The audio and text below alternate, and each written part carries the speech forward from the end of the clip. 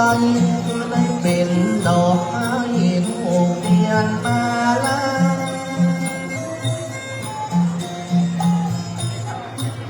ขอบคุณแม่ผัวผินสมหน้าสมตาเศรษฐีนีคณะบดีแม่นมันมาปั่นรางพันยังโตยังกัน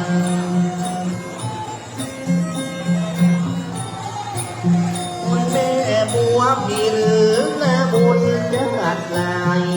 ตั้งใจควายนับกว่าทุกอย่าง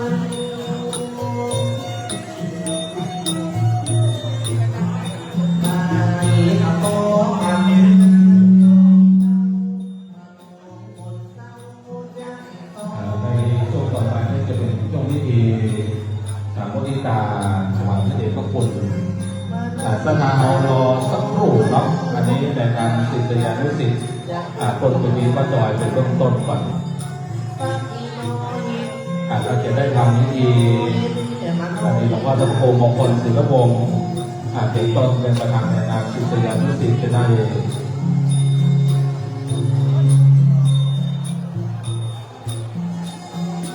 จะได้ประกอบพิธีในช่วงตอนบ่ายเนาะ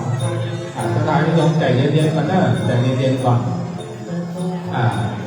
นั่งประจำที่ก่อนเนาะใจเย็นๆพระเดชพระคุณนั้นฉันพระการเสร็จเรียบร้อย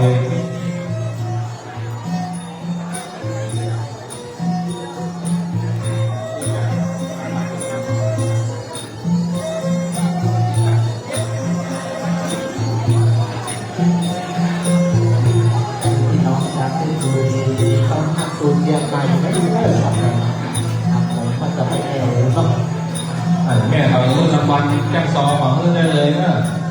จากกองราชพิธีกระทรวงวัฒนธรรมวันนี้เราได้นำตัดตลอดในงานพิธีการพระเดชพระคุณใจเย็นๆเนาะเดี๋ยวกันนั้นนี้เสร็จเรียบร้อยจะป้อนเทียมนะป้อน3 ชุดน้องถวายมีควันเล็กสามีบุญแก้ว1 ชุดแล้วก็สเก็ตของเรา1 ชุดแล้วก็ป้อนดอกพุทธมิง1 ชุดเป็น3 ชุดนะในพิธีการในช่วงนี้เสร็จกำลังขอเวลาสักนาทีเนาะในช่วงนี้จะได้เจ้าหน้าที่จะได้เตรียมพิธีการต่างๆ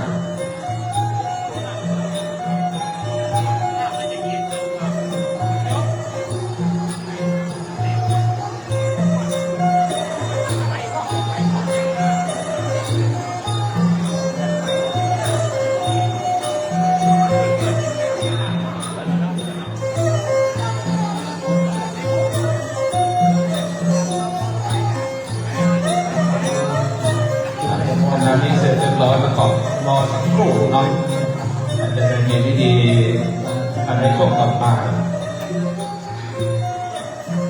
สำหรับพิธีในช่วงต่อไปนั้น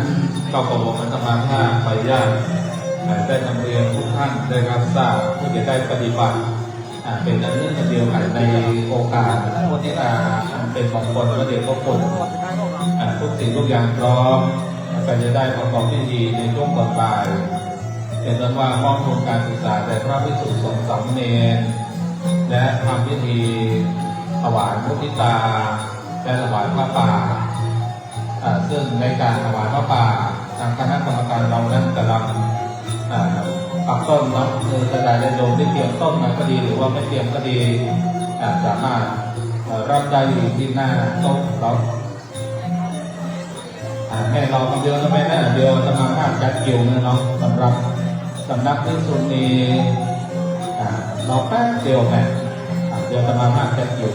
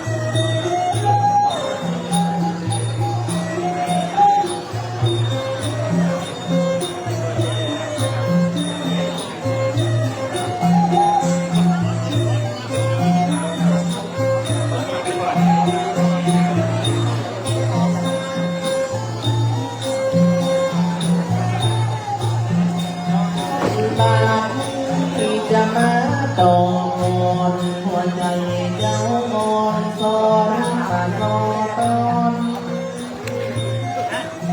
วิธีเขาแจกยังไง ปุงโมสัทธาพี่น้องคอยไล่นำท้อนเหนือนำที่แปลบน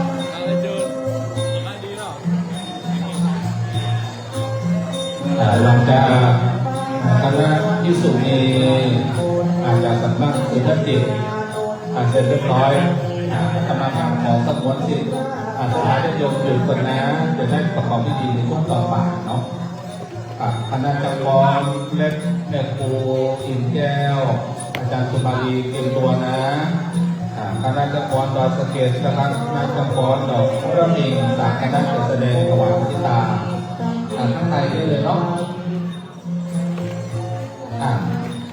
ได้เลยตั้งในนี่ได้เราไม่ครูเนาะได้ไหมเพราะหลวงพ่อเข้ามาตั้งในแล้วนะขอสึกวันสิทธิ์หลังจากที่สุนีจากธุรกิจเราเสร็จเรียบร้อยนะขอเสียงปรบมือกับคณะซอของเราด้วยได้ทุกอย่างได้ทุกอย่างขอให้เธอเป็นได้ทุกอย่างเจ้าหน้าที่เก่งมากเลยเนาะตอนจะพอแข่งซอคนดังเสียงปุ๊บม้วนเลยงานของงานเลยแม่กำนันรอเดียวเนาะนี่จะได้เริ่มพิธีในช่วงก่อนบ่ายแล้วนะครับจากคณะนี้เสร็จเรียบร้อยจะมาห้าขอสมวนสิทธิ์นะเจ้าขอเราเดียวเตรียมตัวในข้างนี้เลยนะคณะซอเอาเก็บละเก็บได้เลย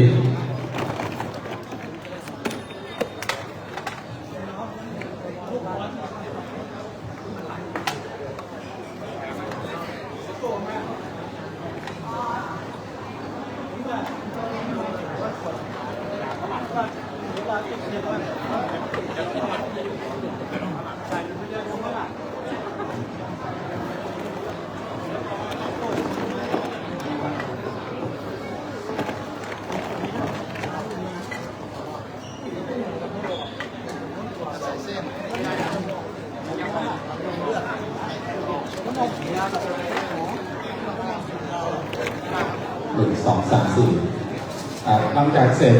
คณะแม่ชีเสร็จเรียบร้อยเล่นสุนีเสร็จเรียบร้อยขอพวกเรานั่งประจำที่นะจะได้เข้าสู่ลำดับพิธีการเนาะ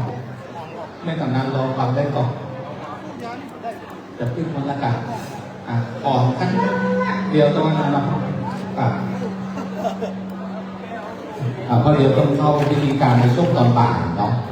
อาจารย์สาระท่ารายชื่อสมุนเสร็จเรียบร้อยนำเรียนบอกกันนะครับในนามศิษยานุศิษย์หลวงพ่อพระครูมงคลศรีกวงศ์จะได้นำกล่าวมุทิตาในช่วงตอนบ่ายนะครับ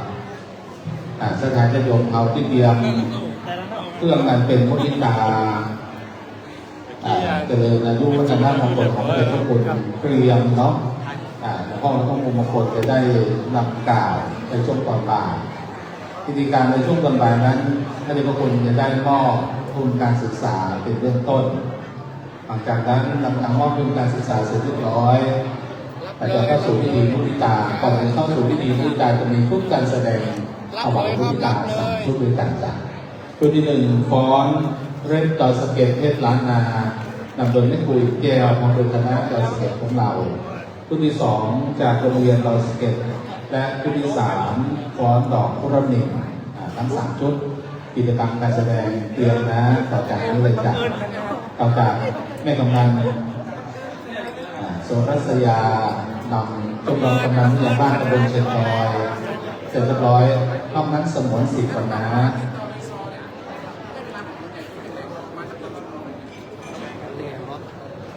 อาจจะโดนความไม่กำนันเลยจ้าเดี๋ยวอาตมาภาพจะได้ดำเนินวิธีการต่อไปจะมีชุดคณะจากจีนจากสิงคโปร์และที่ขาดไม่ได้ในนามศิษยานุศิษย์เอกคุณโยมพิชิตเกียรติชัยไพศาลบริษัทพิมพ์เดินกับคุณโยมเลื่อนศักดิ์ นี่มาตั้งแต่เช้าเลยเนาะคุณโยมระวีพัฒน์ตายไปได้เนาะต่อจากนี้เนิ่นๆเนี่ยเดี๋ยวมันปูวางเนี่ยเลยเนาะ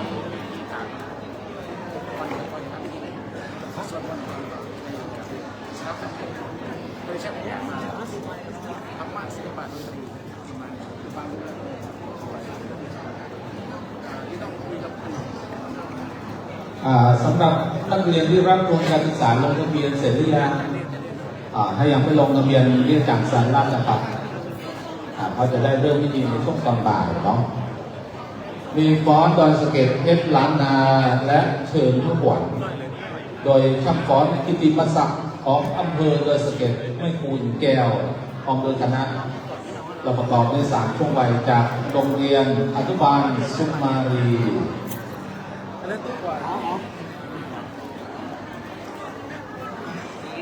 你捅他们过？啊？我问你。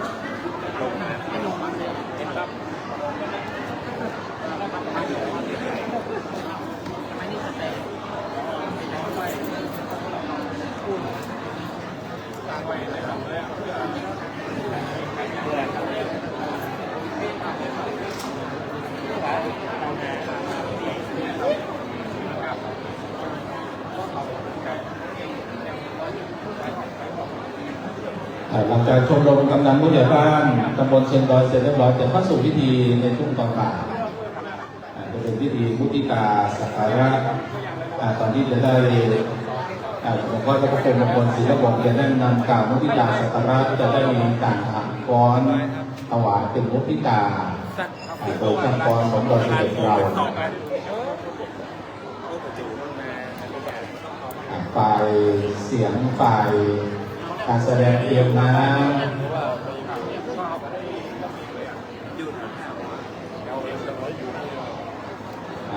เสร็จเรียบร้อยแม่ครูเราขยับมาเลยจ้าจำเพาะพิธีมาสักแห่งดอยสะเก็ดนี่งามใน3 โลกเนี่ยขอพอเริ่มเนี่ยการที่ผมพุ่งต่อไปตะพุ่นเห็นเนาะมาใกล้ๆมาใกล้ๆผมพอเรียกประมาณใกล้ๆให้แม่เขาฟ้อนมาได้แม่เขาแต่เยอะไปเลยก็ไม่ได้แต่เยอะมาทั้งเหนือด้วยจะได้ค่ะวันนี้ความปลื้มความยินดีความยินดีความสมนัตเกิดขึ้นกับทุกคนเนาะพระครูสุมาลีเนาะพร้อมสัญญาณเนี่ยถ้ายืนมาได้แม่เขาถ้ายืนได้ตั้งเหนือที่ตัวครับ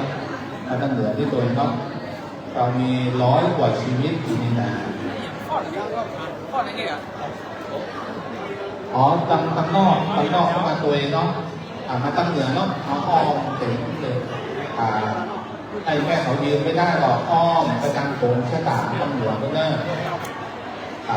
อันนี้อยากให้ทุกคนนั้นได้ถวายหลวงพ่อเจริญอายุวัฒนมงคล79 ปีหรือว่าเป็นพระมหาเถระพระผู้มีแก่ให้แก่พวกเราเนาะถ้าพร้อมสัญญาณกำลังท่านตรงนี้เลยตะโกนแต่งหน้าสว่างปวดตันเลยนอนอยู่รับขึ้นหนุ่มก่อน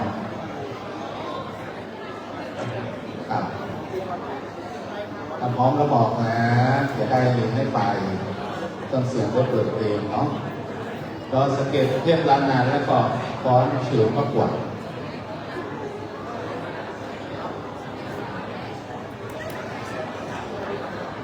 แม่เขาล็อกเต้พอนางอ้อมไปทางเหนือแม่งานบาทเนาะ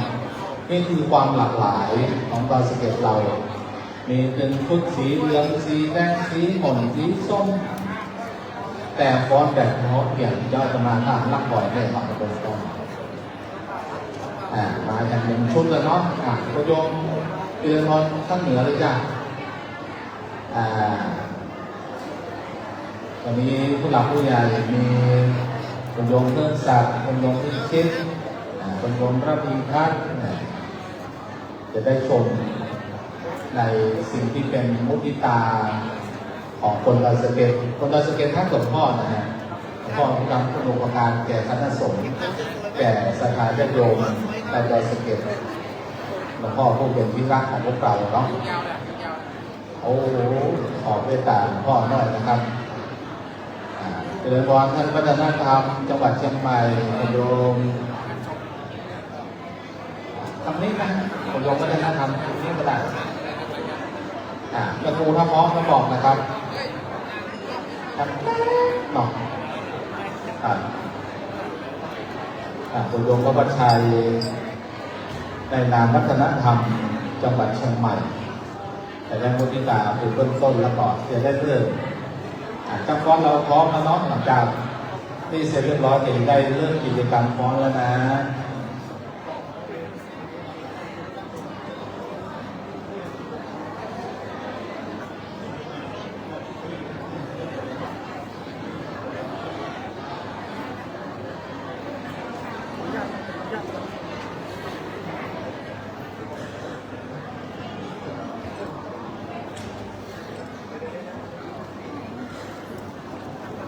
วันนี้ในนามวัฒนธรรมจังหวัดเชียงใหม่ได้น้อมถวายมุทิตาสักการะแด่พระเดชพระคุณในนามของวัฒนธรรมจังหวัดเชียงใหม่ทุกอำเภอเป็นต้นนะครับดูในกรอบที่ดูได้แบบก็ได้บอกบริหารพระเดชพระคุณมอบวัตถุมงคลหลวงพ่อพุทธมหาจักรพรรดิเศรษฐีเก้านางองค์วัดพระธาตุดอยสะเก็ดในยื่นเลิกในงานทำบุญในรูปวัฒนมงคลพระเดชพระคุณในวันนี้มอบแก่วัฒนธรรมจังหวัดเชียงใหม่เป็นต้น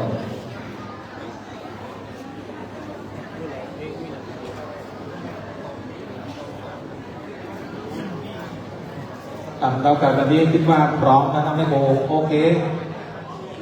คณะกรรมการเราพร้อมนะจะฟ้องกิติมศักดิ์เข้าอุสิเป็นศาสนาถ้าพร้อมแล้วขอเสียงปรบมือเพลงมา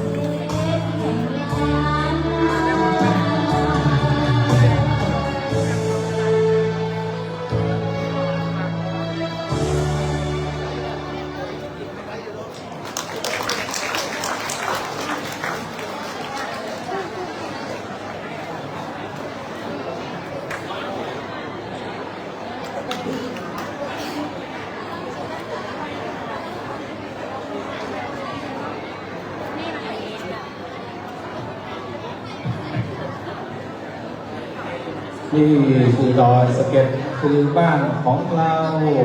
โดยแม่ครูแก้วแม่ครูเป็นเจ้าของพิธีมาสั่งเนาะอันนี้เป็นตอนชุดที่หนึ่งในการถวายบุญตาสักการะพระเดชพระคุณเนื่องในโอกาสทำบุญอายุวัฒนมงคล79 ปีในวันนี้ต่อไปชุดการแสดงที่สองเป็นชุดการแสดงจากดอยสะเก็ดเราในการเชิญพระขวัญวันนี้จะได้ห้องขวัญของหลวงพ่อคือเป็นมิ่งขวัญแก่พี่น้องดอยสะเก็ดสืบต่อไปคือพระเดชพระคุณนั้นมีอายุวัฒนมงคลได้ถึง136 เข้าประวัติศาสตร์ได้ดำรงบำรุงพระพุทธศาสนาได้เป็นที่เคารพกราบไหว้สักการะบูชาแก่คนและเทวดามนุษย์เทาทั้งหลายครับพร้อมแล้วชุดการแสดงที่สองชุดพระขวัญพร้อมแล้วขอเสียงปรบมือชุดการแสดงที่สองเลยจ้าพร้อมสาวเลย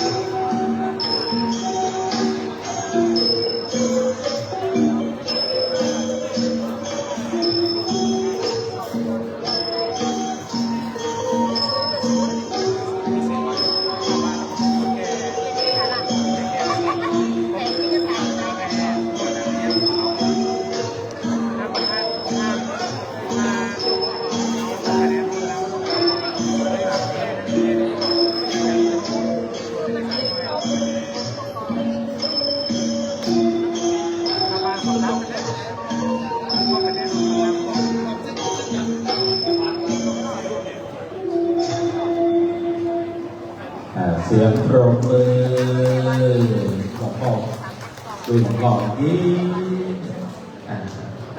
ยิ้มหนึ่งครั้งอายุยาวไว้หลัง20 ปีลักษณะเนาะหอมหอมพัดเงินจะได้เย็นเย็นหน่อยสถานของโยมเอาช่วงที่ 3เก็บตัวนะฟ้อนดอกระบิงหลังจากช่วงที่ 3เสร็จเรียบร้อยถือได้เข้าสู่พิธีการมุทิตาในช่วงตอนบ่ายก่อนเข้าสู่พิธีการนั้นจะได้มอบทุนการศึกษา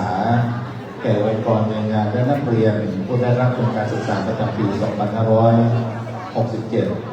ฉะนั้นผู้รับทุนเตรียมก่อนเลยนะหลังจากรับทุนเสร็จเรียบร้อยในนามศิษยานุศิษย์มีหลวงพ่อเจ้าพระครูมงคลศิลปวงศ์อาจจะได้กล่าวถวาย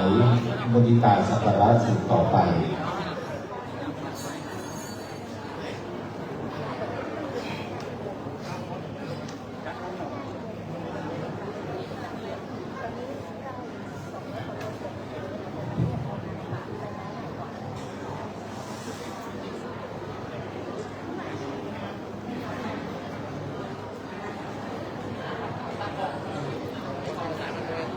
ชุดที่ 3ฟ้อนดอกระบิง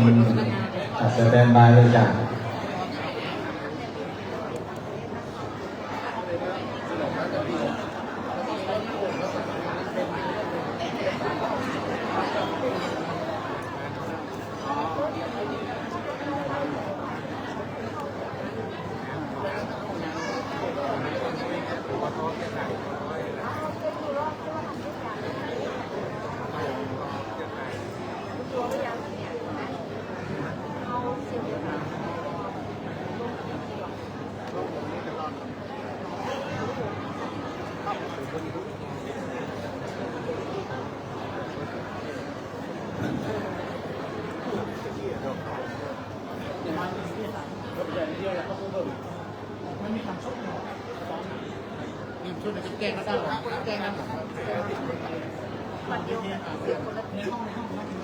ต่อไปชุดการแสดงที่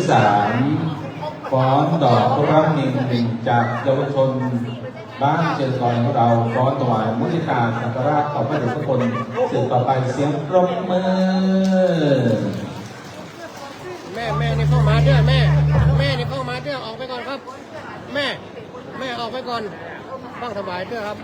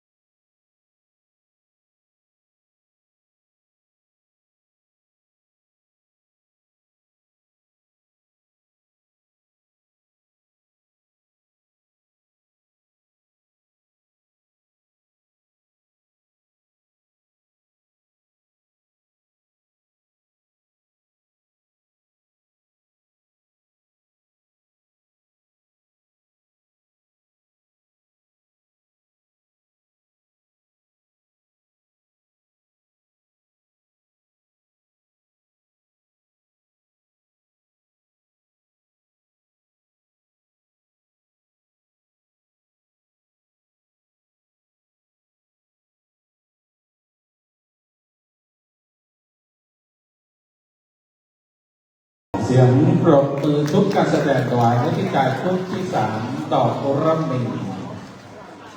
จากเยาวชนซึ่งเป็นลูกเป็นหลานพี่น้องดอยสะเก็ดแต่ตั้งใจมุทิตาพระเดชพระคุณโดยความเคารพอย่างยิ่งต่อไปจากโรงเรียนดอยสะเก็ดวิทยาคมจะได้ฟ้อนถวายมุทิตาในชุดบุษบาโอยชัย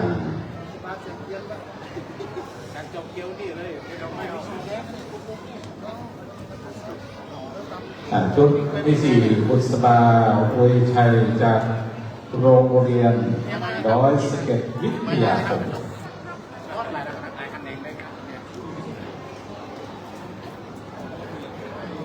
แบมือลูกแบมือยกขึ้นมายกมือขึ้นมาแบมือ มันละอ่อนมันตื่นเต้นกับหลวงพ่อพวกนี้เนี่ยให้ตลอดเอาปรบมือชุดการแสดงอย่างครั้งหนึ่งต่อไปบุษบาโอยชัยโรงเรียนดอยสะเก็ดวิทยาคมปรบมืออย่างครั้งหนึ่งพร้อมแล้วเชิญจ้า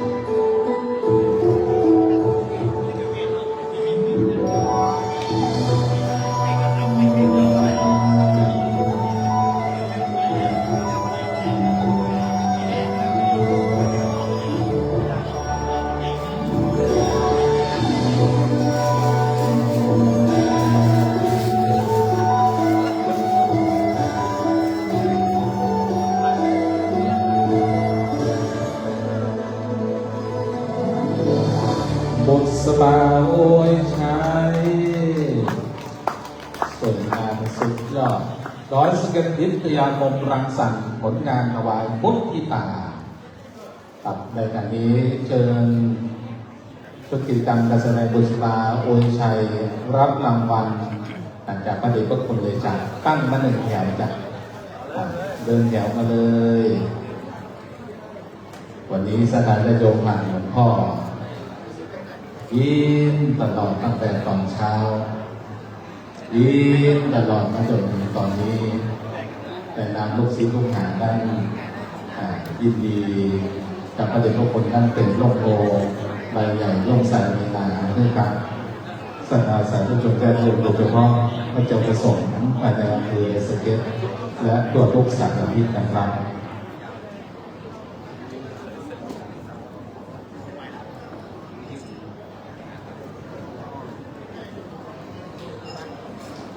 แสดงของปรบมือกับชุดการแสดงที่ผ่านมาโดยสเก็ตวิทยาคมบุษบาโอยชัยครับในการนี้จะเข้าสู่พิธีการในการมอบทุนการศึกษากล่าวพ่อครูสังฆรักษ์วัดสุริยาโนขออนุญาตได้ดำเนินพิธีการตามลำดับการในการขานรายชื่อผู้เข้ารับทุนการศึกษาจากพระเดชพระคุณเรื่องในโอกาสทำบุญอายุวัฒนมงคลครบรอบ 79 ปีในวันนี้พระเดชพระคุณนั้นจะได้มอบทุนการศึกษาให้แก่กลุ่มองค์กรต่างๆและบุตรหลานคนงานของวัดพระธาตุดอยสะเก็ดและนักเรียนที่เข้ารับทุนการศึกษาเรื่องในโอกาสทำบุญในวันนี้เป็นประจำทุกๆปีนะครับซึ่งกลุ่มองค์กรต่างๆที่จะเข้ารับทุนการศึกษาโปรดได้เตรียมเพื่อที่เข้ารับทุนการศึกษาสืบต่อไปเข้าแถวเลยเนาะ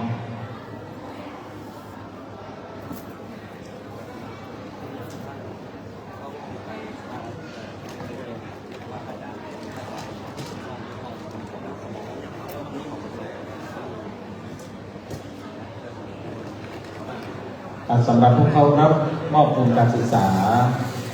ได้เตรียมตั้งต่อตรงนี้1วิทยาลัยเทคโนโลยีและสหวิทยาการมหาวิทยาลัยเทคโนโลยีราชมงคลล้านนา2โรงเรียนบ้านเชียงดอยดอยสะเก็ดศึกษา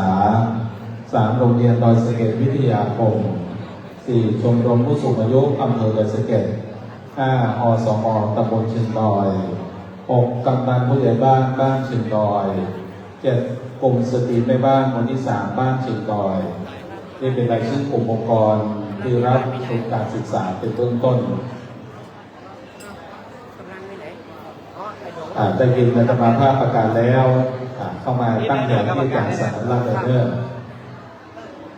ต้นทางวัฒนธรรมจังหวัดเชียงใหม่โดยมีท่านวัฒนธรรมธวัชชัยพร้อมด้วยทีมงานกองราชพิธีได้ถ่ายภาพเป็นที่ระลึกวันนี้ได้มาแสดงพุทธิตาแด่พระเดชพระคุณ1วิทยาลัยเทคโนโลยีและสหวิทยาการมหาวิทยาลัยเทคโนโลยีราชมงคล2โรงเรียนบ้านเชียงดอยดอยสะเก็ดศึกษามาตั้งแถวเลยนะ3โรงเรียนดอยสะเก็ดวิทยาคม4ชมรมผู้สูงอายุอำเภอดอยสะเก็ด5อสม.ตำบลเชียงดอย6ชมรมกำนันผู้ใหญ่บ้านตำบลเชียงดอย7กลุ่มสตรีแม่บ้านหมู่ที่3บ้านเชียงดอย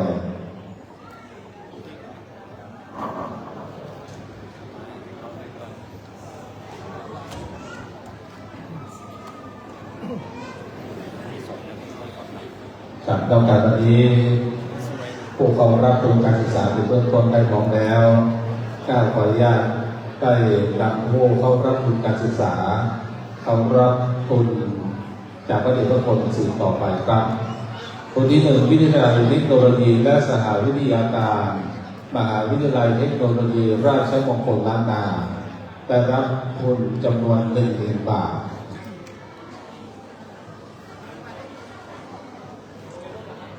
คนที่2โรงเรียนบ้านเชียงดอยดอยสะเก็ดศึกษาได้รับทุนการศึกษาจำนวน 10,000 บาท3โรงเรียนดอยสะเก็ดวิทยาคมได้รับทุนการศึกษาจำนวน 10,000 บาท4ชมรมผู้สูงอายุอำเภอดอยสะเก็ด ได้รับทุนสนับสนุนกิจกรรม 5,000 บาท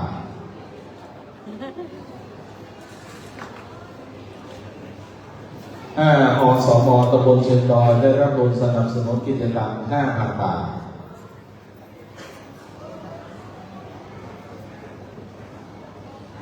ชมรมกำนันผู้ใหญ่บ้านตำบลเชียงดอยได้รับทุนสนับสนุนกิจกรรม 5,000 บาท7กลุ่มสตรีแม่บ้านหมู่ที่ 3บ้านเชียงดอยได้รับทุนสนับสนุนกิจกรรม 5,000 บาทต่อไปเป็นบุตรหลานคนงานวัดพัฒนาตะเสเก็ดก็เดี๋ยวพวกคนดูแลเหมือนกับคนในครอบครัวขอมีรายชื่อนำตรงนี้ได้ตั้งแถว1สมณเณรธนวัฒน์ปานสวย2นายนัทธนายอินทรา3นางสาวราพรวังใน4เด็กหญิงกิตาราไพบูลย์5เด็กหญิงประวัชยาปานสวย6เด็กชายกิติพงศ์บุญกาวิน7เด็กชายสมพร8นางสาวมรศรีหมอกอ่ำทั้ง8ท่านได้ตั้งแถวเพื่อจะรับทุนจากพระเดชพระคุณสืบต่อไป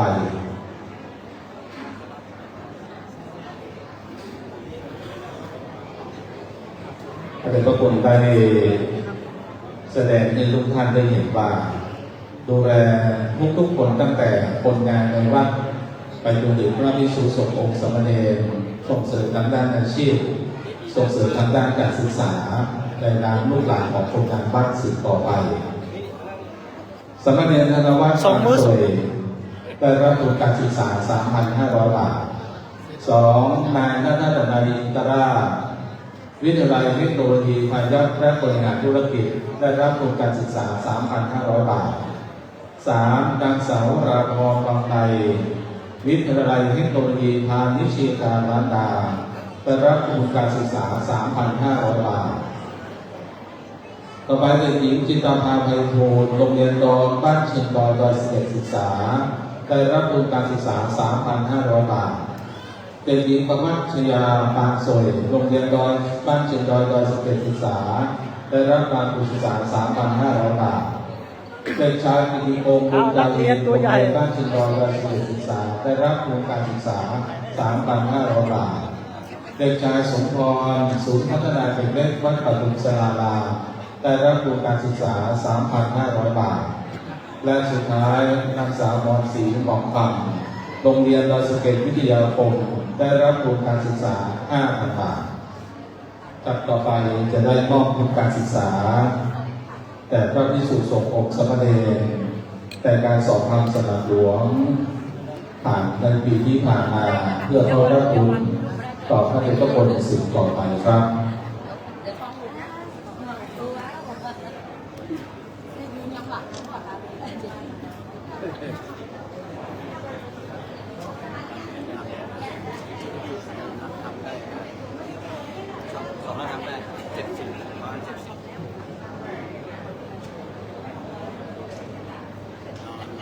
สำหรับพระภิกษุสงฆ์องค์สามเณรผู้รับทุนการศึกษาประจำปีพุทธศักราช 2567ในนามคณะสงฆ์อำเภอดอยสะเก็ดจังหวัดเชียงใหม่ภาค7ในการสอบธรรมสนามหลวงที่ผ่านมา9ในนามกองการเลขาธิการเจ้าคณะอำเภอดอยสะเก็ดขออนุญาตได้เปิดตัวผู้เข้ารับทุนการศึกษาในนามคณะสงฆ์อำเภอดอยสะเก็ดเพื่อเข้ารับทุนการศึกษาต่อพระเดชพระคุณสืบต่อไป1สมเด็จชัยวัฒน์ปิยะวัดทันหลัง2สมเด็จปิยวัฒน์ร่วมสุขวัดดอยจอกแจ้ง3สมเด็จเวียนวัดกีโนวัดน้ำแพร่4พระธิการกำพลอนิสโรวัดปิตยาราม5พระศักดาประภัสโรวัดพระธาตุดอยสะเก็ด6พระวันฉัตรกตปุญโญวัดพระธาตุดอยสะเก็ด7พระธนาธิพัฒน์สุเทโนวัดพระธาตุดอยสะเก็ด8พระสราวุฒิสุนทโรวัดยางทอง9สมเด็จไซโยลุงตี้วัดสันตะเขียง10สมเด็จจอโอวีวัดสันตะเขียง11สมเด็จสุยตูลุงตี้วัดสันตะเขียง12สมเด็จวีระโกศลวัดดอยจอกแก้ง13สมเด็จคำลงกรุงทองวัดใหม่ชนรัตนาจุชาติ14พระคำอ่องอธิปัญโยวัดปู่ม่านสมเด็จอ่องโทนวัดปู่ม่าน 16สมณเณรสมบูรณ์น้ำตาลวัดปู่ม่าน17สมณเณรแสงแหลมลุงปูวัดปู่ม่าน18สมณเณรอารอกะใจแก้ววัดปู่ม่าน19สมณเณรหงหานวัดปู่ม่าน20สมณเณรยุทธนาลุงซอวัดเอติยานุสรณ์21สมณเณรพระพุทธพระนามบนวัดหาบอนรังสี22สมณเณรวัชรินทร์ปิ่นแก้ววัดโป่งน้ำร้อน23ชาติแสนเมืองประพัสโรวัดแม่ฟืน24สมณเณรธนพลพรหมบุตรวัดบางพา25สมณเณรธนพัฒน์พรหมบุตรวัดบางพา26สมณเณรธนพจน์พรหมบุตรวัดบางพา27สมณเณรลีนากรโอชาราคามวัดศรีประดิษฐ์28สมณเณรอาทิตย์วัดหลังศรีสุดาวาส29สมณเณรนิรพัฒน์บุญเชียมวัดสันติโลยสริวิแก้ว30สมณเณรธนพลบาเทวัดสันมะเกียม31สมณเณรสามารถกันทรวัดสุนทรสลิด32สมณเณรธนชัยโพสิทธิ์มุขากรวัดสุวรรณสินตี33สมณเณรแสงเมืองวัดใหม่ชนประทานชูชาติ34สมณเณรคำวัดใหม่ชนประทานชูชาติ35สมณเณรนาทีคำเพ็ญวัดใหม่ชนประทานชูชาติ36สมณเณรหมอกฟ้าวัดใหม่ชนประทานชูชาติ37สมณเณรรุ่งงบกิงควรวัดอัมพวัน38สมณเณรกรออตัสวัดอัมพวัน39พระโตบุญลงซอวัดปู่ม่าน40พระอำนาจถาวโรวัดวารีสุทาวาส41สมณเณรโหลดลงเมฆวัดพันหลัง42พระสุภโชคไทยใหญ่วัดปู่ม่าน43สมณเณรเจติพันธ์สุทธวัดเชียงกา44พระสวยสุกิโตวัดชัยประดิษฐ์45สมณเณรไทยวัดภาพอินจันทร์วัดดอยจอมแจ้ง46สมณเณรจิรวัตรทำเมืองโมนวัดดอยจอมแจ้ง47สมณเณรธนพัฒน์แก้วเอ๋ยวัดดอยจอมแจ้ง48สมณเณรแห่งโรงองค์คำวัดดอยจอมแจ้ง49สมณเณรจักรพรรดิพานอรุณวัดนิวาสไผ่สน50สมณเณรดวงดีดวงชายวัดโป่งน้ำร้อน51สมณเณรหมู่หวางวัดโป่งน้ำร้อนสมณเณรธนดลอัคคีรุ่งวัดแม่สื่อสืบต่อไปครับแบบนี้ในการรับทุนการศึกษาในนามของคณะสงฆ์อำเภอสะเก็ดเป็นที่เรียบร้อยกับพิธีการต่อไปนั้นในนามคณะสงฆ์อำเภอสะเก็ดมีหลวงพ่อพระครูมงคลศิลปวงศ์เป็นต้นจะได้นำพวกเราทั้งนั้นกล่าวมุทิตาสักการะสืบต่อไปครับ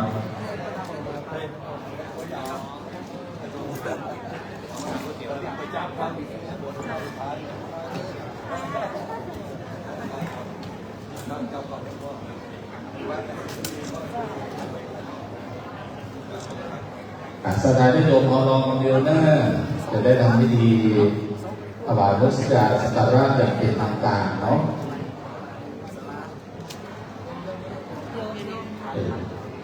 โยมสิงห์บุรี อันนี้เขามาเขาตั้งอยู่นั่นแหละ รับ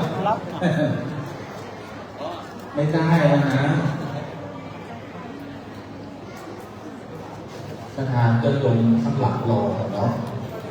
รอแป๊บเดียว แจกพัดลม อยากพัดลมมือถือ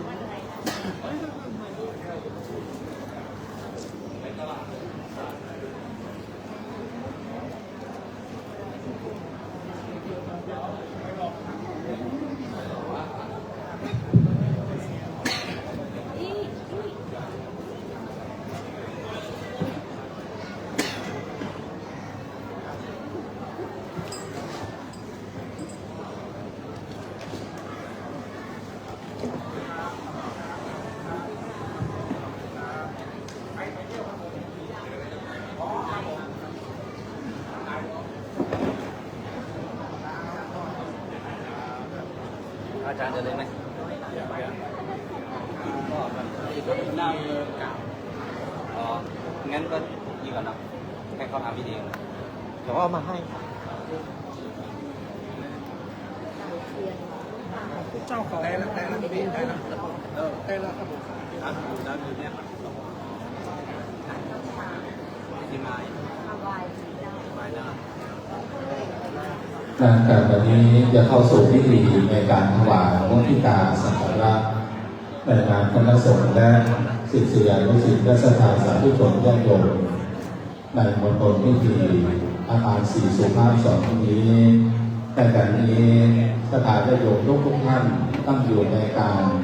อันสงบอันเป็นมุทิตานำมาซึ่งความเริ่มปีติสืบต่อไป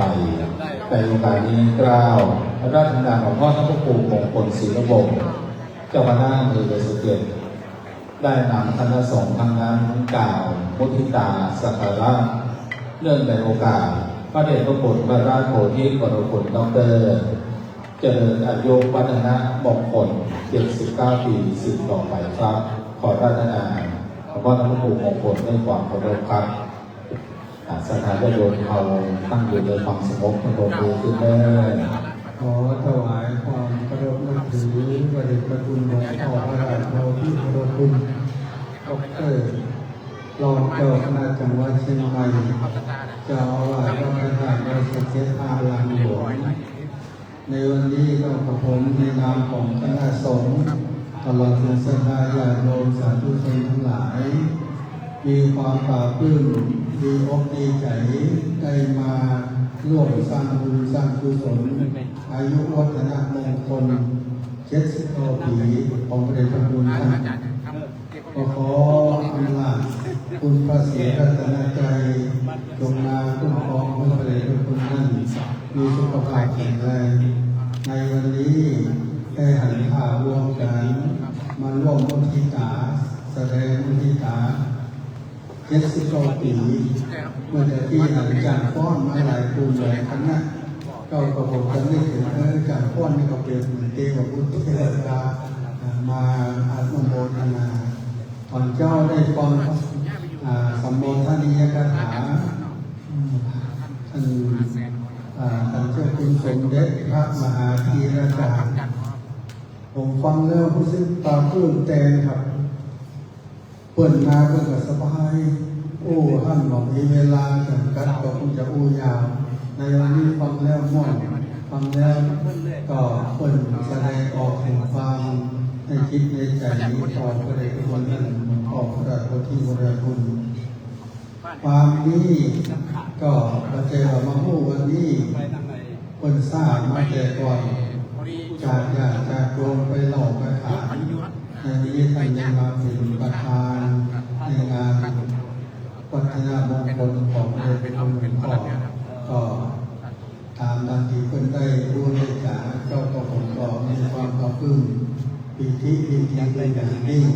ในนามของคณะสงฆ์อำเภอประสักเทศทานญาติโยมสาธุชนทั้งหลายทั้งตีแปรและตีไก่ขอแสดงความมุทิตาทั้งพรให้พระเดชพระคุณนั้นมีอายุวัฒนมงคลแข็งแรงและจงประกอบด้วยจตุรพิธพรใจสีประการคืออายุวันนะสุขภาระมือโดยสาความปราบปลื้มยินดีสักการะมุทิตาในนามคณะสงฆ์ปีหลวงพ่อพระครูของคนศิลวงศ์เป็นต้นได้กล่าวถวายมุทิตาสักการะสืบต่อไปจะได้น้อมถวายเครื่องสักการะในนามของคณะสงฆ์และศรัทธาสาธุชนญาติโยมครับ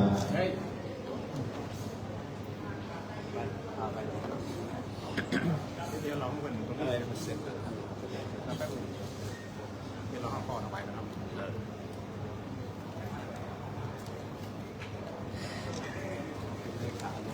ผู้ช่วยครับผู้ช่วยยังแข็งดี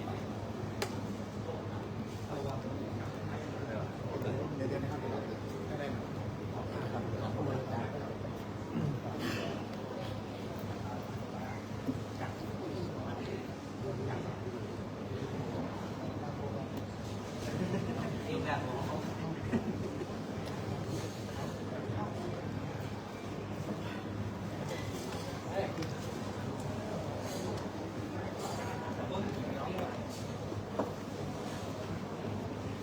ต่อไปในนามผู้ช่วยเจ้าวาดวัดพระธาตุสุเกตพระรามหลวงครับนำโดยท่านอาจารย์พระครูสิริเจติยาปันพจน์ พระอุปชฌาย์ไปน้อมถวายเป็นนามผู้ช่วยเจ้าวาดพระรามหลวงอาจารย์พระครูวิโรจน์จริยานุกูลดร.เลขานุการในพระเดชพระคุณในนามรองเจ้าคณะจังหวัดเชียงใหม่จะได้น้อมถวายพุทธิตาสักการะ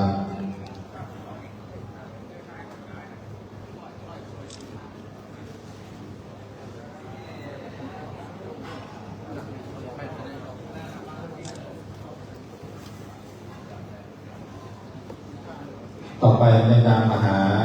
อุบาสิกามีคุณโยมเพิ่มศักดิ์คุณโยมพิชิตและ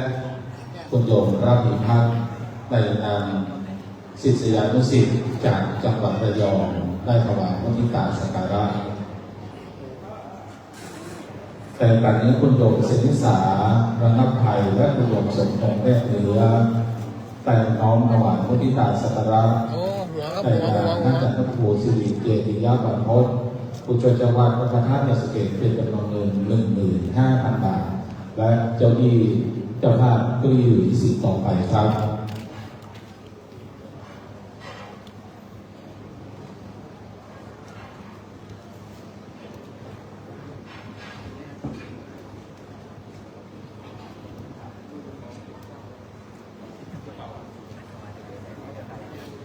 นี่มีรูปสุดโต่งของเราถัดท้ายที่ห้องก็ถ่ายหน้าให้ผมหน่อยบันทึกหน้าผมเข้าไปใหม่ หลังจากคณะมหาอุบาสิกาเสร็จเรียบร้อยพระเดชพระคุณนั้นจะได้กล่าวอนุโมทนาขอบคุณแก่สถานสาธุชนญาติโยมหลังจากพระเดชพระคุณกล่าวเสร็จเรียบร้อยพวกเราในฐานะศิษยานุศิษย์ที่มาร่วมงานแต่เช้านี้จะได้เข้าพิธีการสักการะเป็นขั้นตอนสุดท้ายสืบต่อไปเนาะถ้าเอาลูกมาเสร็จเรียบร้อยหลวงพ่อจะพูดจะบอกนี้ใครอยู่เนาะนิสดาได้ฟังน้ำเสียงของหลวงพ่ออันเกิดจากความปลื้มปีติได้ยินดีอันโสมนัสอันดีอกดีใจอันโทมนัสอย่างยิ่งที่มีแก่ลูกศิษย์ลูกหาและแก่สถานสาธุชน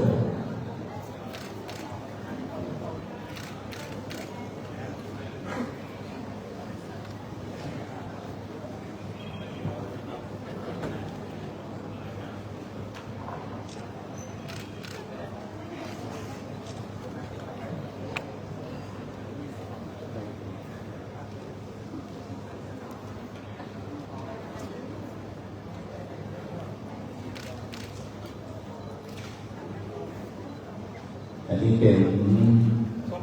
มหารัศนอุบาสกอุบาสิกาผู้ช่วยหลวงพ่อพัฒนาวัดพระธาตุดอยสุเกตให้เจริญรุ่งเรืองตามที่ราชการตั้งแต่ต้นเนาะที่หลวงป้าพิทยาท่านองค์จันทร์คนโยมพิชิตหรือราชัยไพศาล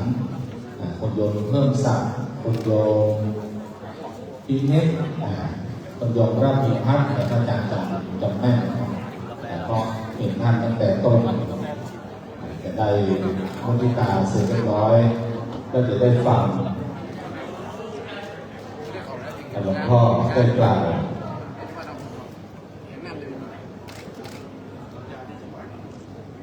ชมรมกำนันผู้ใหญ่บ้านเสร็จเรียบร้อยแล้วก็ชมรมผู้สูงอายุก็ของนั่งคำเดียวแล้วก็เนาะก็ของนั่งอยู่ที่หลวงพ่อได้กล่าวแล้วบอกทำนั้นก่อนมุทิตายาวเลยเนาะจะได้ง่าย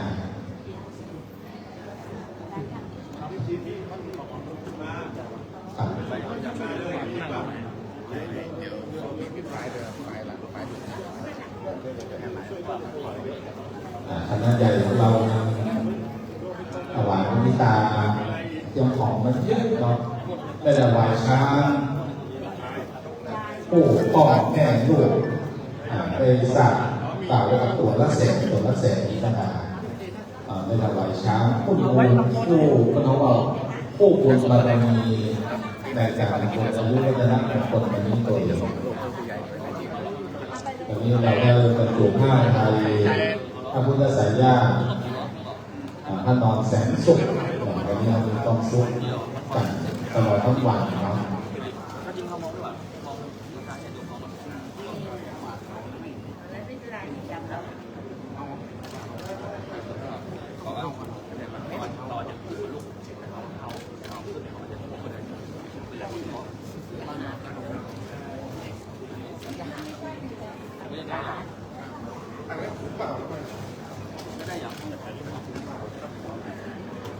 จากต่อไปราชนาท่านอาจารย์พระครูสิริเจริยบรรพตครับอาจารย์คณะบันทึกภาคสุด100จะได้น้อมถวายจตุปัจจัยจำนวน 15,000 บาท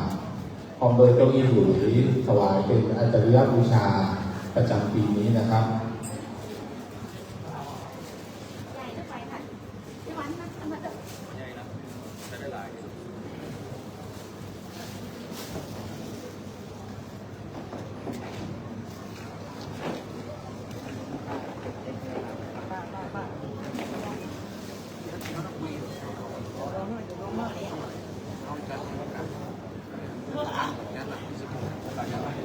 กับราชนาอาจารย์พระครูสิริเจริยบรรพตครับ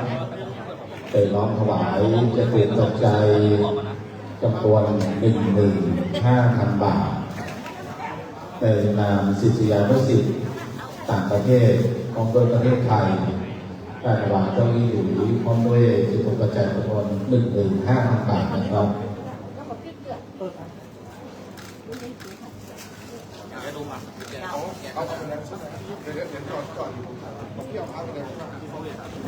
ครับในโอกาสนี้อันเป็นมงคลอย่างยิ่งกล่าวขออาราธนาพระเดชพระคุณนโมตัสสะพระราชโอรสที่โปรดผลด็อกเตอร์ได้กล่าวสัมโมทนาญาติถาได้กล่าวอนุโมทนาขอบคุณแก่สัทธาสาธุชนญาติโยมที่มาร่วมในพิธีทำบุญอายุวัฒนมงคล79 ปีในวันนี้ครับขอราชนาพระเดชพระคุณด้วยความเคารพครับ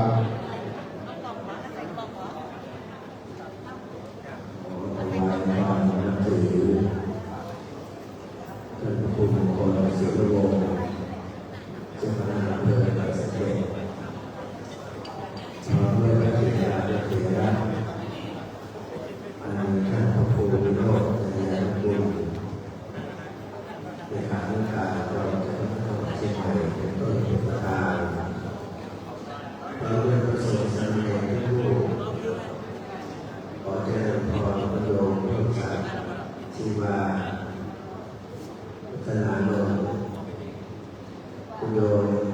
พิชิตเจริญประสานพร้อมกันด้วยคณะญาติโยมผู้มีศรัทธาผู้ทรงคุณูปการต่อพระธาตุสเกต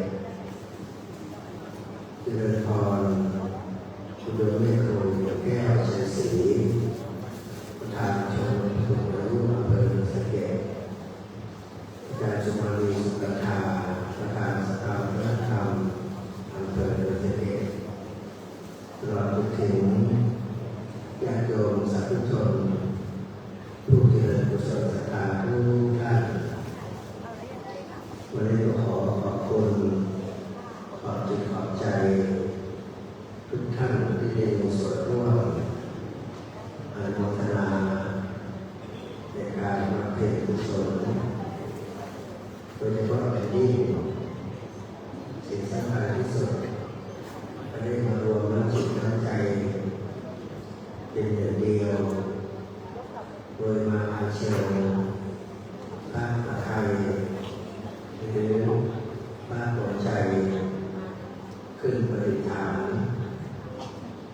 ในองค์พระพุทธสักยะมหามุนีศรีเดียกินที่ทางบ้านได้รับเมตตาจากพระโยมนอนสุขาวรเจริญจากประเทศมหานครได้บริจาคเป็นจุดปัจจัยจำนวน10 ล้านบาทในการก่อสร้างสถานีใกล้สำเร็จแล้วได้ประดับดวงพระเนตรได้ประดับพระอุณโลมและวันนี้ก็ได้บรรจุพระไทยเพื่อให้ถูกต้องตามวัฒนธรรมและศรัทธาของประชาชนชาวล้านนาของเราวันนี้เราได้เป็นแนวร่วมอยากหยดน้ำจิตน้ำใจอาศัยสาเข้าสู่องค์พระพุทธมหา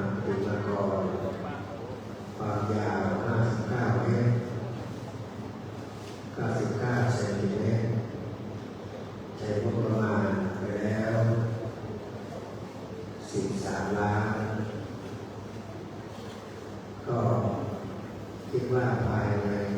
พระบรมศาสนาคงจะได้ร้อยและด้วยสายตาศรัทธาของคุณโยมตลอดสังฆารเจริญจะได้วันนี้ท่านได้มาไปอุบัติเหตุรถล้มทำให้เข่าสภาพของเขาแตกเลยไปผ่าตัดเปลี่ยนสภาพยังไม่หายดีเลยครับก็สนจิตสนใจมาวันนี้เราจะได้ช่วยเติมน้ำใจให้พระพุทธศาสนามาเพิ่มพูนน้ำใจสายทานศรัทธาแก่องค์พระปฏิมาที่สร้างเสร็จแล้วเราจะได้ทุกท่านก็ได้มีคุณธรรมอันประเสริฐในเรื่องการแสดงพุทธิตาจิตเนื่องในโอกาสวันครบรอบวันเกิดอายุท่านมงคลธรรมภาพ79 ปีในหลวงปู่วิทยา80อยู่อีก12 เดือนก็จะ80เราจะได้เกษียณอายุแต่ตั้งนี้ยิ่งแก่ยิ่งงานมากผมพักก่อนญาติโยมที่เกษียณอายุ60 ปีก็ยากเพราะว่าญาติโยมถือว่าบ้านยิ่งแก่ยิ่งขาวใครๆก็จะเข้ามาสู่มาทำบุญสู่ทอนได้เพราะเชื่อใจว่า80 ปีนั้นผมรู้สึกน่าเหมือนโบราณก็ตลอดพุทธศาสนาก็โอชิตใจให้ตลอดพุทธศาสนาแล้วฉะนั้นจะมาขอขอบคุณขอบใจขอที่จะขอพัฒนาทุกท่านที่ได้เมตตาต่อธรรมภาพมาโดยตลอดโดยเฉพาะเป็นที่สิ่งเองที่ธรรมภาพในความสำคัญก็คือตัวพิเชษในทางภาษาที่จะมาช่วยแบ่งเบาภาระในการก่อสร้างในการบริหารในการพัฒนาการศึกษาและทุกอย่างที่พระราชบัญญัติมาตลอดสองพี่น้องคุณพิเชษคุณพิเชษคุณพิเชษในทางภาษาโดยมาสดและผู้ใหญ่ท่านหนึ่งคือคุณโร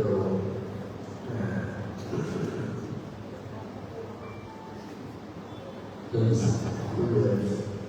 สายที่เราจะลง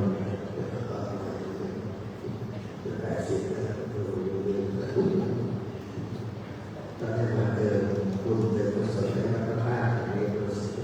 ตลอดมาแก้ปัญหาคำว่ามุทิตาที่จะทำประเสริฐเลยนะไม่ใช่จะทำธรรมดาเป็นคำของพระโพธิ์ผู้ที่จะเป็นพระโพธิ์ได้ทำอาศัยในหลักธรรม4 ประการ 1. เมตตา 2. กรุณา 3. มุทิตา 4. อุเบกขาเมตตาคือความรักความปรารถนาดีกรุณาและความสงสารในผู้อื่นตกทุกข์ได้ยากหรือลำบากด้วยประการใด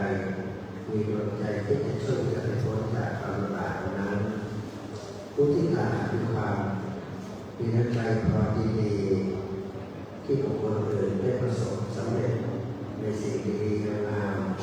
เช่นธรรมภาพนี้ได้พ้นเมื่อมือจุฬามาถึงเวลานี้ก็79 ปีบริบูรณ์ก็คือว่าธรรมภาพนั้นได้รางวัลจากธรรมชาติได้รางวัลจากสิ่งดีๆอันเป็นพระพุทธบารมีสังฆบารมีธรรมบารมีที่ปกป้องคุ้มครองธรรมภาพนั้นรอดปลอดภัยจากอันตรายล้าอย่างที่ผ่านมาเพราะปกติธรรมภาพนั้นเป็นผู้ที่อ่อนแออยู่นะร่างกายอ่อนแอแต่ใจเข้มแข็งเมื่อใจเข้มแข็งก็ทำให้ร่างกายจะอ่อนแอเป็นแข็งแรงไม่ได้บางครั้งบางคราวคือโรคประจำตัวเยอะตุ่มตับโรคไตโรคลำไส้โรคกระเพาะอาหารโรคภูมิแพ้โรคเกาต์โรคอะไรหลายอย่างแต่มันก็สู้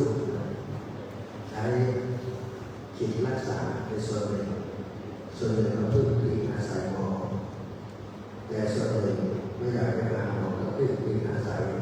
กระแสใจมันเป็นยาเรียกว่าทิพยโอสถโอสถทิพย์มีคิดมาเจ็บปวดมากทำใจปวดไปเจ็บไปในเรื่องของธรรมชาติที่ทุกคนในเรื่องของคนอนิจจังทุกขังอนัตตาเกิดแก่เจ็บตายนี่เป็นหลักธรรมชาติที่เราสามารถที่จะต้องต้านทานในเรื่องนี้ได้ถ้าทำใจนี้เป็น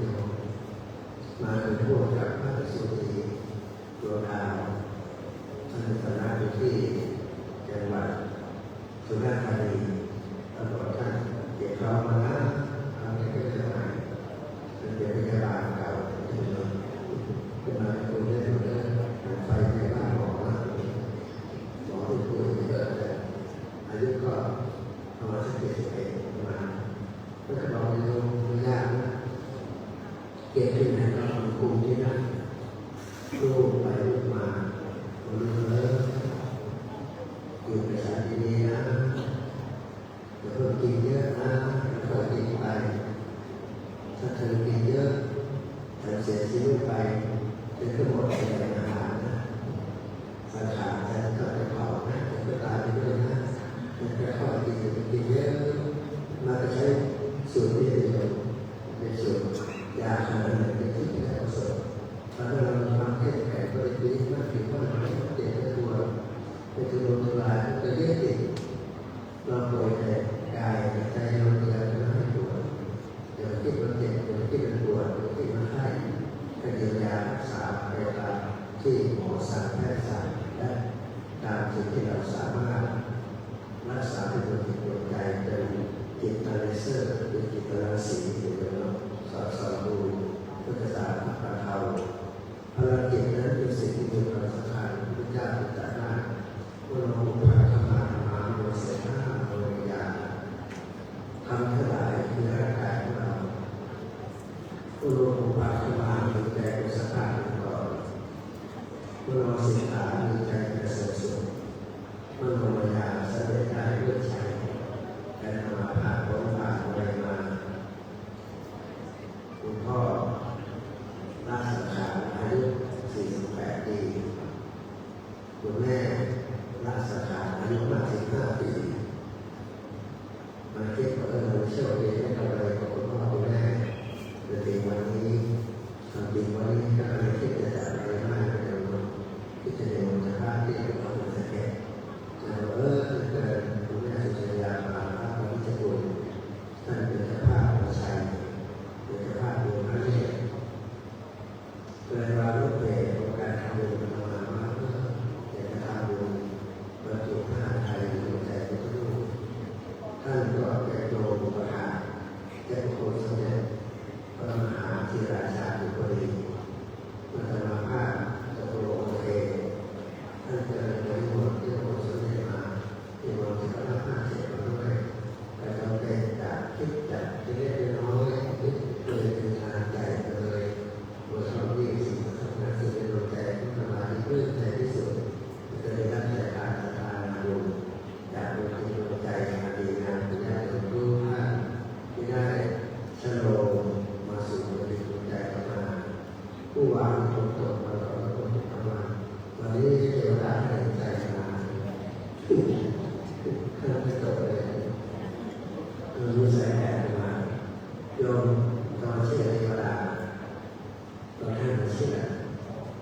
จะมาทุกข์ยากลำบากไรป่วยไข้อะไร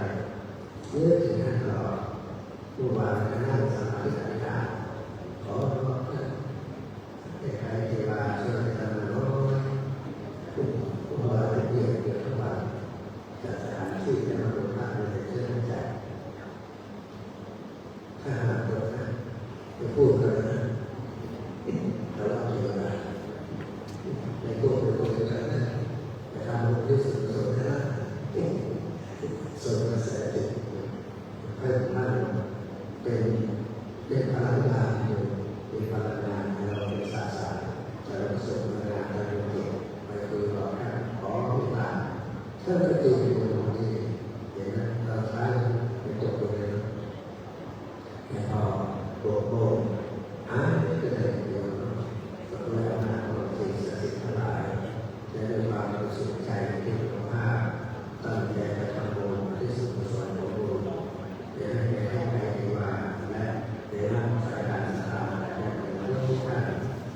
ทุกท่านที่มาช่วยทำมาพัฒนาบ้านเมือง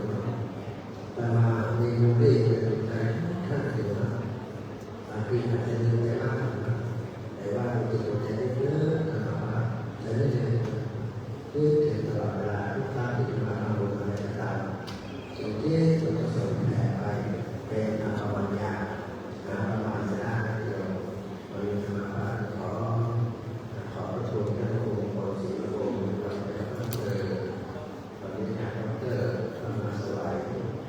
ซึ่งเป็นสิ่งที่การงานสมาจากอเมริกาและญาติโยมที่มาจากต่างประเทศประสงค์เข้าไปพรในเช้าก็เรียนเรื่องให้ครูการภาษาเดียวดีใจ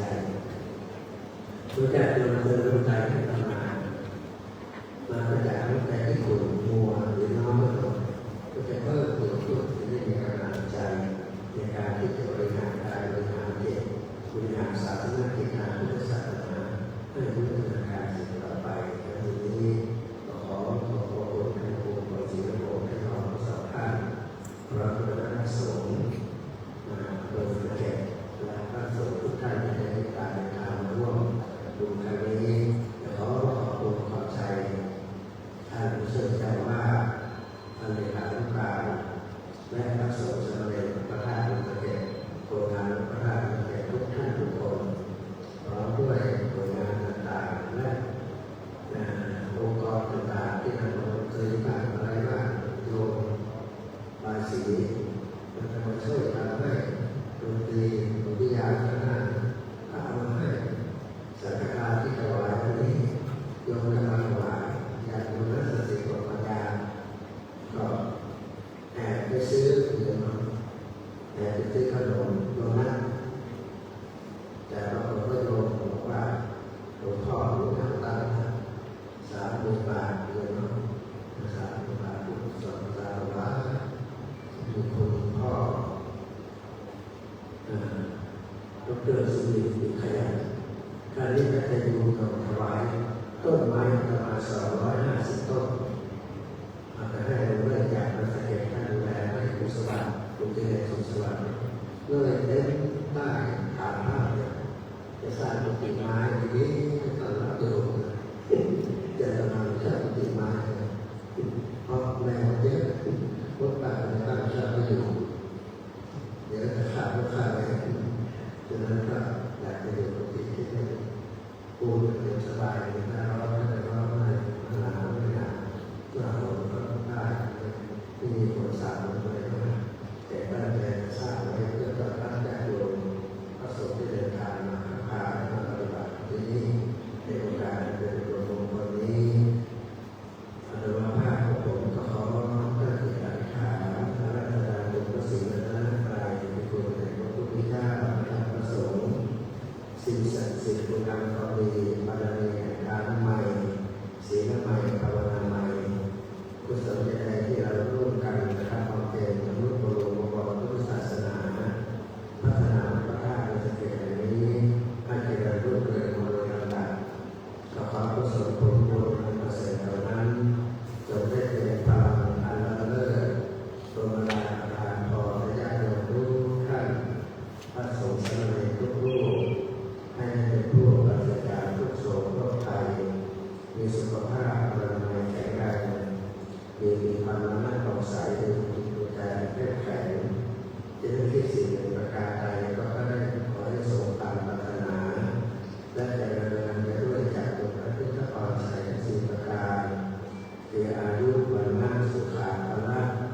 ค้าขายการงานกิจการก็ขอให้เจริญรุ่งเรืองข้างหน้ายิ่งขึ้นไปทุกท่านด้วยเถิดสาธุขอให้พวกเราน้อมถวายขอรวมพระเดชพระคุณบรรทายน้อยน้องนั้นด้วยความเคารพนะครับวันตามิมันเตสัพพังกาการังตาเมมันเตมยังกตังปุญญสาธินาโอเดทาปัสสาธินากตังปุญญ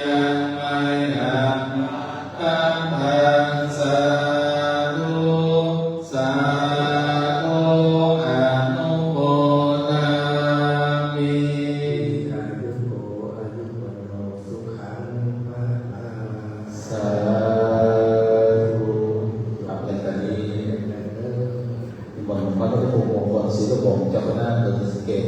ของโดยคณะจะได้น้อมถวายผ่านบายสีเพื่อที่ประเดชพระคุณเป็นนายกวัฒนธรรมของคนสิงต่อไปครับอาจารย์หลวงพ่อท่านครูมงคลศิลปพงศ์เจ้าคณะอำเภอศรีสะเกษพระครูอัมพวันรัตน์รองเจ้าคณะอำเภอศรีสะเกษอาจารย์ครูสิริปริยัติวิสิทธิ์ผู้ช่วยเจ้าวาดพระประธานศรีสะเกษพระครูประหลัดสุนทรกรรมวัฒน์พระครูประหลัดนิวัฒน์มหาสุรศักดิ์ประหลัดทศพลพระครูพิทักษ์ประหลัดเยาวัฒน์พระครูศรีปฐุมราชพระครูสุนทรรัตนาธิราชพระมหาสมุนพันธจิตโตพระประหลัดชานนเรศพระบริการมงคลพระประหลัดสารัตน์พร้อมโดยพระสมุนันทวัฒน์ครับอันนี้ได้ถวายบายสีอันพิจิตรสวยงามเพื่อความเป็นมงคลคือพระเดชพระคุณนั้นมีอายุมั่นยืนยาวสืบต่อไปครับงานสถานโยมได้ถวายอันพิจิตรสวยงามอันเป็นอาจาริยบูชาสืบต่อไปการต่อไปอาราธนาหลวงพ่อท่านพระครูสุนทรพิมลศิลป์ประธานสำนักงานเขตการศึกษาปริยัติธรรมแผนกสามัญศึกษาเขต5พร้อมโดยนักวิชาการเขตครับได้น้อมถวายในนามพระปริยัติธรรมแผนกสามัญศึกษาครับหลังจากที่บันทึกภาพเสร็จเรียบร้อยนะครับในครั้งนี้หลวงพ่อท่านครูมงคลศิลปวงศ์พร้อมโดยคณะได้ถวายผ่านบายสีได้ถ่ายภาพเป็นที่ระลึกในโอกาสนี้เป็นเบื้องต้นนะครับเพื่อความเรียบร้อยอาตมาภาพจะได้กล่าวแต่ละคณะได้โมทินาพระเดชพระคุณสืบต่อไปเนาะครับในนามสำนักงานเขตพื้นที่การศึกษาภาคปริยัติธรรมแผนกสามัญเขต5มีหลวงพ่อพระครูสุนทรพิมลศิลป์ประธานได้นำนักวิชาการเขตได้ถวายโมทิตาสักการะเป็นต้นครับในนามโรงเรียนอนุบาลสุมาลีโดยท่านปอสุมาลีสุกัญญาได้นำนักเรียนพร้อมด้วยคณะครูแต่โมทิตาสักการะสืบต่อไปครับแต่นามมหาวิทยาลัยชีวิตศูนย์บริการศึกษาสถาบันการเรียนรู้เพื่อปกครองเครือข่ายการศึกษาบางเหนือโดยดร.พัฒนพรปัญชีราธนาดุลนักหมอพร้อมด้วยคณะนักศึกษาจะได้ถวายพุทธิตาเป็นต้นสืบต่อนะครับในนามลูกหลานก็ดงคำแม่ฟองจันจริงโดยท่านมหาเจริญจันจริงจากสหรัฐอเมริกาจะได้น้อมถวายมุทิตาสักการะคำเป็นนามคณะสถาวัดอุเมงสังกตองโดยท่านอาจารย์นั่นดีเลยพร้อมโดยการจัดทีละมุนนะครับได้ถวายคำในนามของสำนักผู้ปฏิบัติธรรมจากประเทศจีนและสิงคโปร์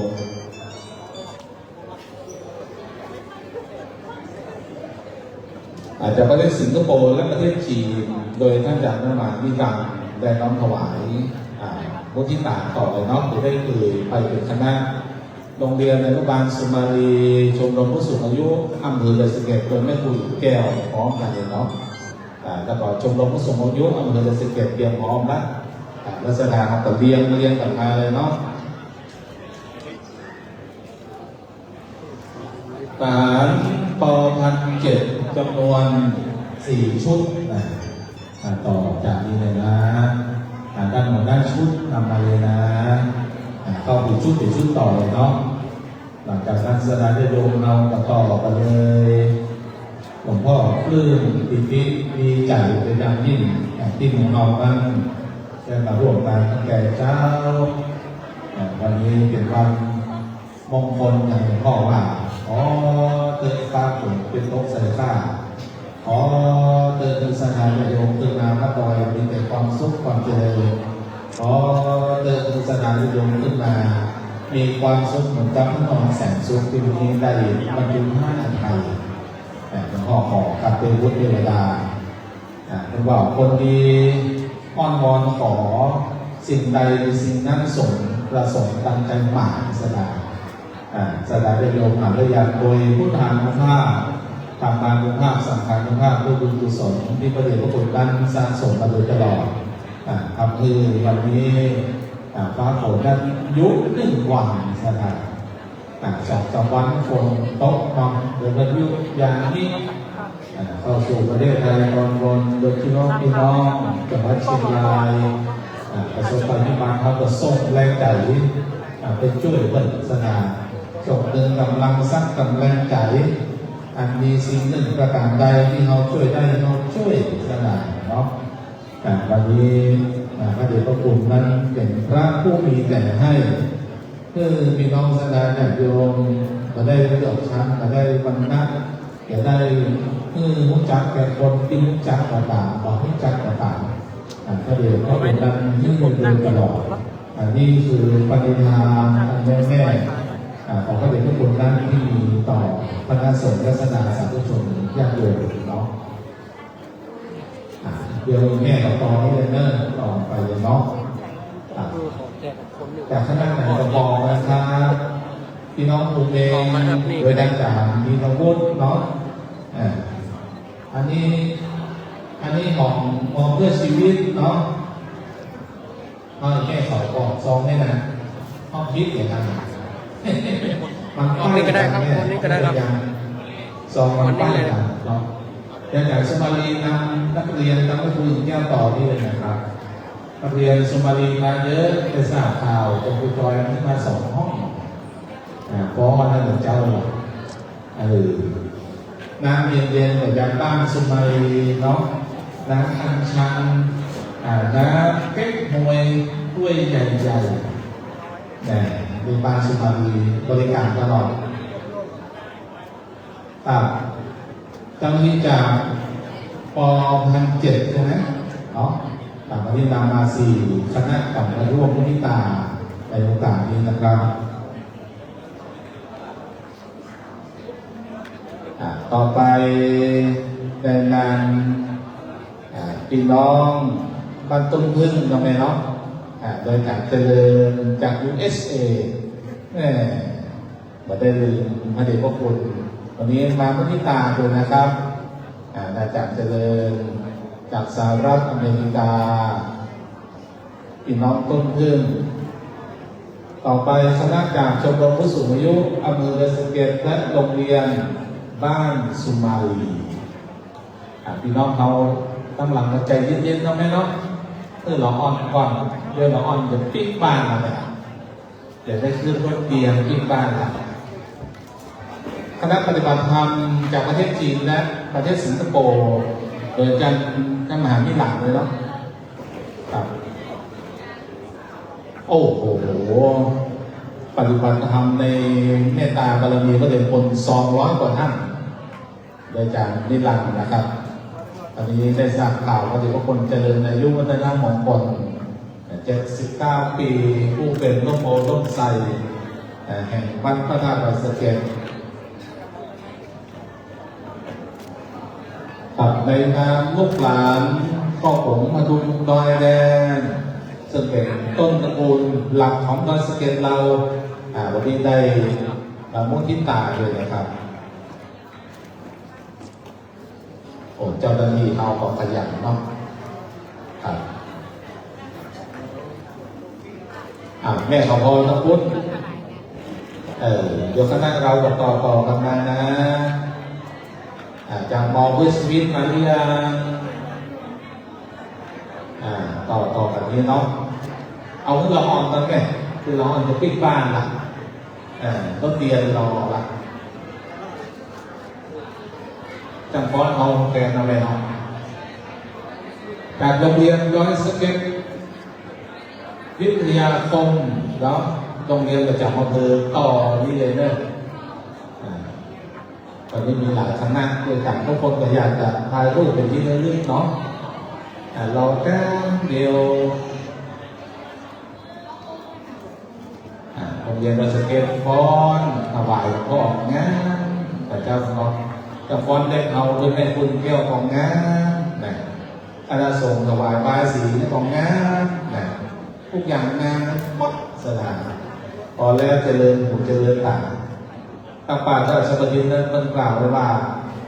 อาชีพของเรานั้นพบเจอกับสิ่งที่งามมันเป็นอายุวัฒนะของคนชั้นหนึ่งนะครับพระเดชพระคุณว่าหลวงพ่อมาจนถึงวันนี้ได้หลวงพ่อพี่น้องสนาได้โดนนี่คือความอุปถัมภ์หลวงพ่อยิ้มเดียวหลวงพ่อเจอปฏิเสธขนาดได้อย่างเดียวนะเจอปฏิเสธแต่สถานที่ของเราขอบคุณจำลองผู้สูงอายุอำเภอสะเกษโดยแม่ครูหญิงแก้วโรงเรียนอนุบาลสุมาลีโดยนักหมอสุมาลีวันนี้ได้เลี้ยงน้ำเลยเนาะพร้อมด้วยนำเด็กนักเรียนไปแสดงเลยครับต่อไปเลยจ้ะคณะปฏิบัติธรรมใช่ไหมอาจารย์นิรันดร์ปฏิบัติธรรมจากประเทศจีนและประเทศสิงคโปร์200 กว่าท่านครับคณะปฏิบัติธรรมโดยอาจารย์นิรันดร์ตัวแทนของพวกเราปฏิบัติธรรมเราอ่อนได้แม่เขาเข้าแล้วคณะตัวแทนปฏิบัติธรรมจากประเทศจีน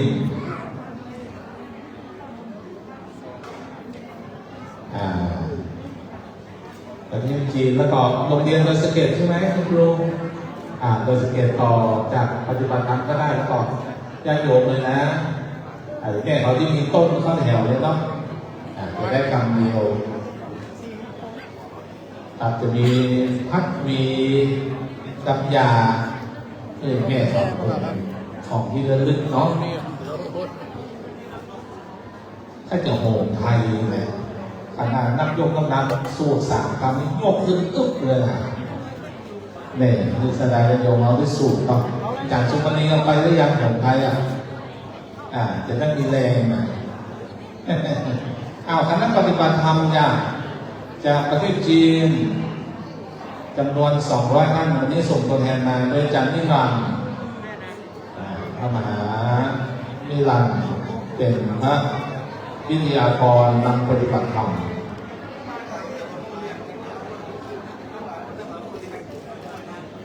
คณะไหนที่มาเป็นคณะนำเรียนพระอาจารย์ได้นะนำเรียนกรรมภาพได้นะจะได้ประกาศที่ชื่นใจกันเราจะเกณฑ์ที่หาว่าจากครูก็ได้นำนักแสดง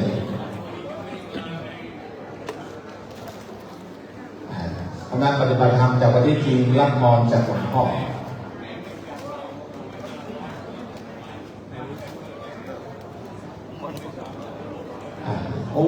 มีตั้งกล้องเยอะเลยอย่างคุยรังเราลองเรื่องแล้วไงเนาะครับเด่นเนาะครับได้ไงก็ได้ไงบ้างเปิ้ลถวายไปสีไปแล้วไปของเราต้องไม่ได้ถวายอันนี้คณะปฏิบัติธรรมจากประเทศจีนสถานเป็นมาพึ่งบารมีของพระเดชพระคุณปฏิบัติธรรมแต่มาครั้งละ200 กว่าท่านนะแต่ถือว่าเป็นผู้ฝักใฝ่ในการปฏิบัติธรรมวัดพระธาตุดอยสะเก็ดเป็นหนึ่งในสถานที่ปฏิบัติธรรมของจังหวัดเชียงใหม่ต่อไปแม่เลยแม่ต่อไปแม่ชีเลยจ้าดอยสะเก็ดวิทยาคมของต่ออย่างนี้ก็ไม่ได้เข้ามาพูดเลยครับเจ้าหน้าที่วัฒนธรรมรอรับหลักเข้าซ้ายไปขวาคณะปฏิบัติธรรมประเภทดีถ่ายรูปเป็นที่ระลึกกันเนาะจะได้เอาไปลงในรางแกนผู้ปฏิบัติธรรมวันนี้ได้ร่วมบุญใหญ่ด้วยกันพนมมือสาธุมีคณะปฏิบัติธรรมจากประเทศจีนซึ่งเป็นคณะใหญ่200 กว่าท่านเนาะ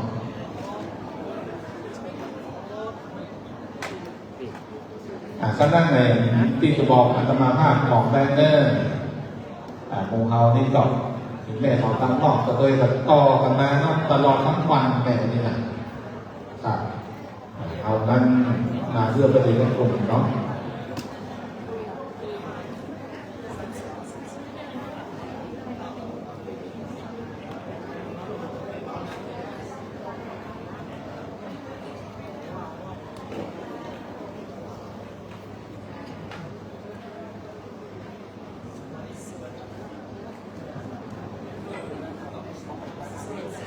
ใครยังไม่ได้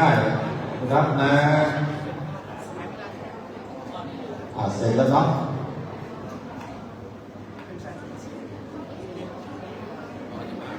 ต่อไปแม่เลยครับคุณโยมตรงกลางกันเลยเนาะคือเรื่องร้อนคุณโยมตรงกลางกันเลยนะแม่บอกว่าให้คุณโยมตรงกลางก่อนเลยเราสังเกตเตรียมตัวเลยนะ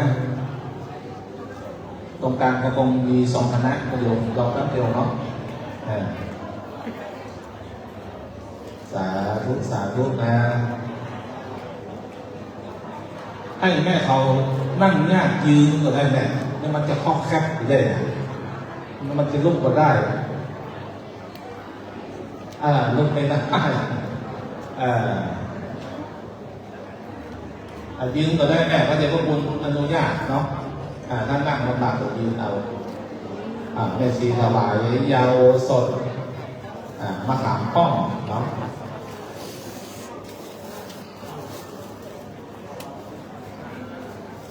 แม่เขาก็รักหายหูมันเลยมันจะเป็นธรรมชาติอะไรหรอก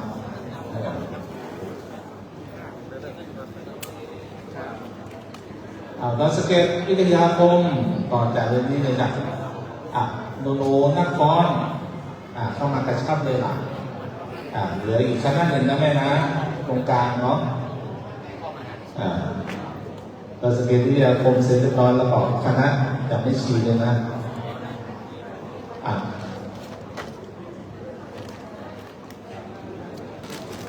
ของน้องๆหนุ่มๆกันเนี่ยเดี๋ยวเราอ่อนเป็นติ๊กเลยจะได้ติ๊กรถเดือนนะครับ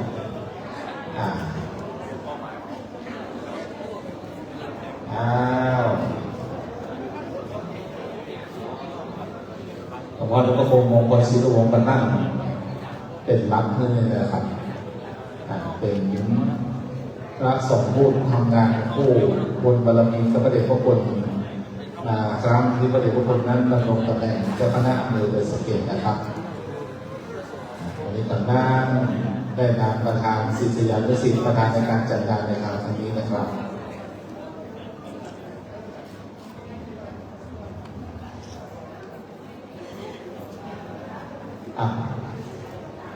เดี๋ยวน้องเนนอาจารย์ขอแป๊บเดียวนะแป๊บเดียวครับรับพัดกับยาตรงต่อไปจากโรงเรียนดอยสะเก็ดวิทยาคมครับอันนี้นำจังฟอนมาตัวเองแล้วก็นำต้นเนี่ยสตางค์อันวิธีสวยงามถวายจำนวน 3,009 บาทเอาไม่รู้เลยนะพ่อครับครับหนูขยับเข้าไปเลยค่ะรับของเดี๋ยวน้องเรียนก่อนนี้เนาะน้องเรียนต่อจากนี้เนาะครับ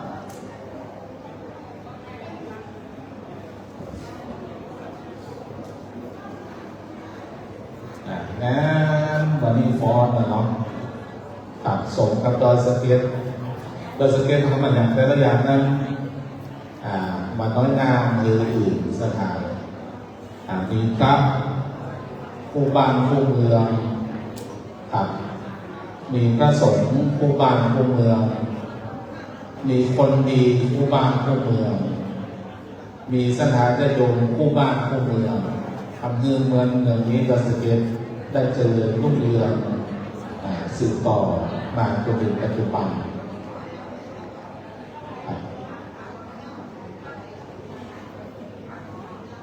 ได้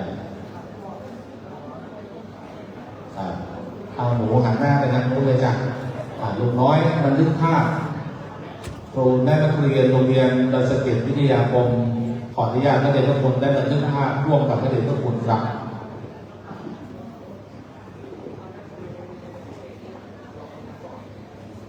ได้นำนักเรียนมาฟ้อนถวายพระนิตา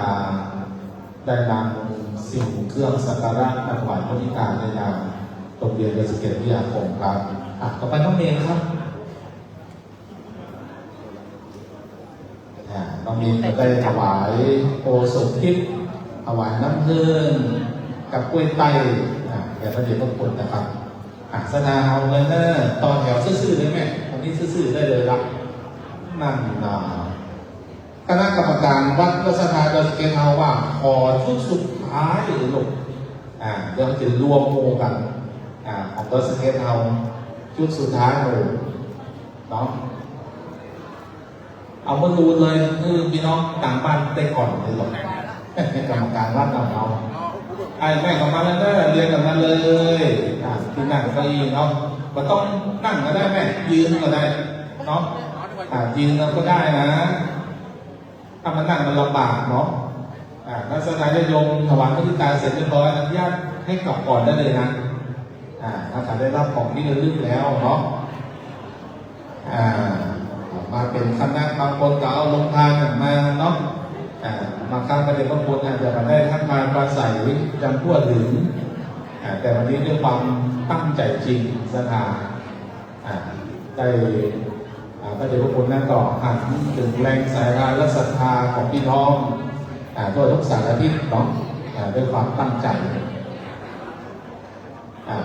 อาจจะมาได้ทักทายด้วยการเป็นส่วนตัว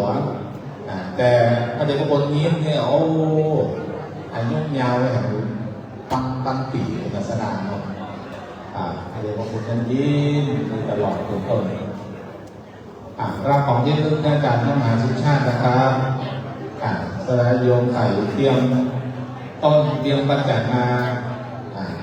ได้ถวายเกณฑ์พระเดชพระคุณละหมาดบนซ้ายเลยเนอะเป็นเมตตาท่านอาจารย์ท่านพระครูวัดโพธิ์ทองเจริญนะครับ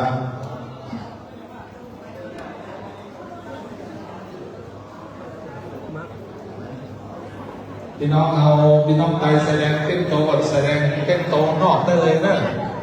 ซ่องอย่างคนตาลปั้นน่ะเนาะครับแสดงนอกกันเลยเนอะที่หน้ามุกกันเลยเนาะอาจารย์สมพงษ์วงฟ้าเลือดครับควบคุมการแสดงเลยเนอะ